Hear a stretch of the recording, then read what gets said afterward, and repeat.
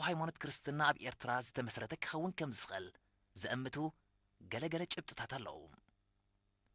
ቅዲ ኣተሃናንፁ ባዕሉ ዝምስክሮ ሓደ ሓቂ ኣሎ ብቐንዱ እዚ ደብሪ ብርእሲ ህበይ ተባሂሉ ዝፍለጥ ቅዲ ህንፃ ማእከላይ ዘመን ዝተሃንፀ ብምዃኑ ልዕሊ 700 ዓመት ዕድመ ክህልዎ ከም ዝኽእል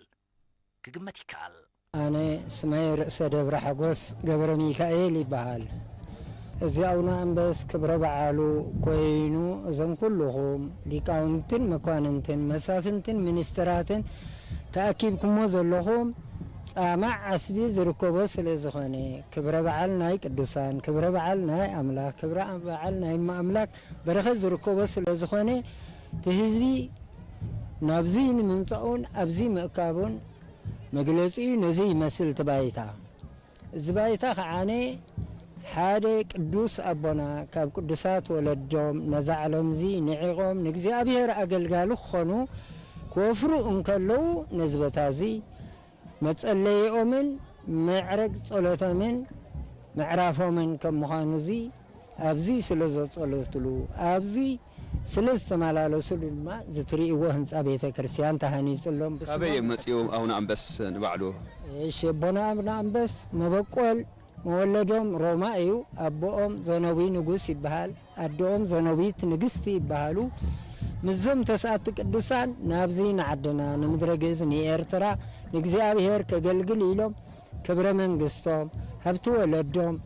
ነዛ ዓለምዚ ሓላፊ ኢሎም መኒኖም ክመፁም ከለዉ ኣብዚ ቦታ ምጽላዮም እዩ ብወገንኩም ብግምትኩም መዓስ መጺኦም ክኾኑ ይኽእሉ ኣብዚ ምድሪ ኤርትራ ኢልኩም ትሓስቡ حراي دحر لداتا كريستوس ب330 ب330 كلتن أما تمهرت جئز نابزي مزيهم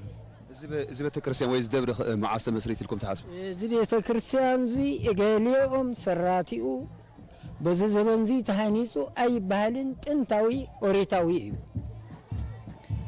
كابو تبقيس بيت كريستيان تسرح مستنحنا زم حزبنا أبوتاتنا مستصنعوا مستتصقعوا مستطللوا جين صبيب نورو نام مقفح هجما نورو ناب مربع ناب زينغو مخان كابت زنبور دما ناب زحج زلوا زبنا وهنصا مسققار كبصح كيلو هري تبايلو زفلت بهلاون هايمونتاون صمبل حدي كابتوم نزدبري